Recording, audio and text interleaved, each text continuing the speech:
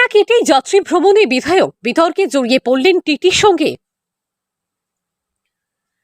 বহরমপুর থেকে কলকাতা যাওয়ার পথে ভাগীরথী এক্সপ্রেসে এসি কোচে যাচ্ছিলেন নবগ্রামের বিধায়ক কানাই চন্দ্র মণ্ডল।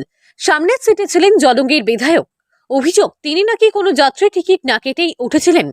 এমনকি তার পাশে থাকা মহিলাও অন্যজনের নামের টিকিটে তিনি যাচ্ছিলেন। আর তার নজরে পড়ে টিটির।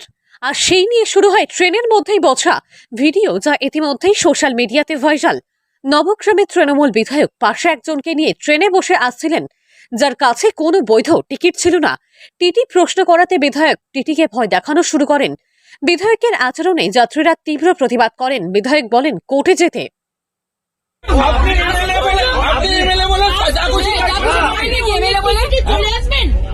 ট্রেনে এরকম একটা হ্যাজার্ড একটা ক্যাওয়াস সৃষ্টি করছেন, অন্যের টিকিটে চলে আসবেন। আপনি দেখাতে পারছেন না, আপনি টিটিকে টিকিট দেখান, আপনি হচ্ছে যথাযথ লিগাল টিকিটটা দেখান টিটিকে, তো দেখান না। আপনার সাথে একটু সাহায্য দিন। কার টিকিট নেই? কেন নিয়ে এসেছেন? টিকিট নেই,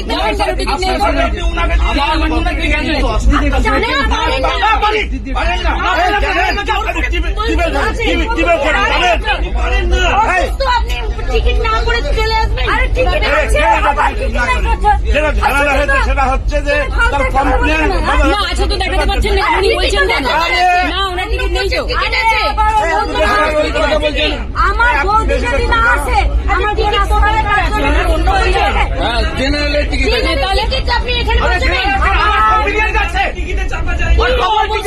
হয় না এসব, আপনারা যা খুশি করছেন।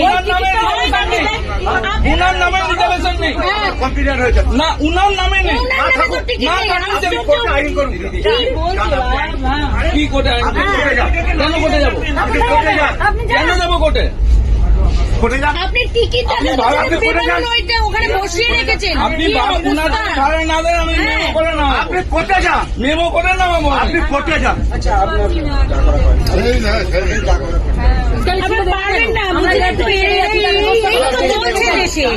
এই তো চলছে, আপনি বেশি বলবেন, আপনার লাশ বাইরে পড়ে থাকবে। এই তো চলছে দেশে। মুর্শিদাবাদ থেকে কৌশিক অধিকারীর রিপোর্ট, লোকাল 18 বাংলা।